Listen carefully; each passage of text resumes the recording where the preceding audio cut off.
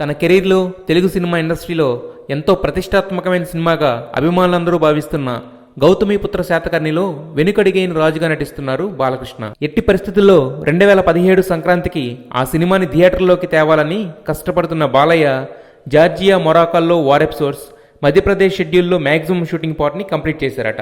హైదరాబాద్లో ల్యాండ్ అవ్వగానే ఏమాత్రం లేట్ చేయకుండా బాధ్యతాయుతమైన ఎమ్మెల్యేగా తన విధులు నిర్వహిస్తున్నారు.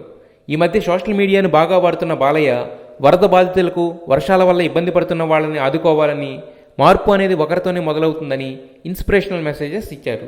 మొత్తానికి real life and real life రెండు పాత్రలను సమర్థవంతంగా పోషిస్తూ సూపర్ అనిపించుకుంటున్నాడు బాలకృష్ణ. పవర్ స్టార్ పవన్ కళ్యాణ్ డాలీ దర్శకత్వంలో నటిస్తున్న సినిమాకి కడప కింగ్ అనే టైటిల్ ఫిక్స్ అయిందని ప్రచారం జరుగుతుంది. అయితే ఇప్పుడు ఆ సినిమా కథ లీక్ అయింది. ఆ కథ ఏంటంటే, పవన్ యంగ్స్టర్గా ఉన్నప్పుడే ఓ అమ్మాయిని లవ్ చేస్తాడట. కానీ లవ్లో ఫెయిల్ కావడంతో పెళ్లి చేసుకోకుండా అలాగే ఉండిపోతాడట.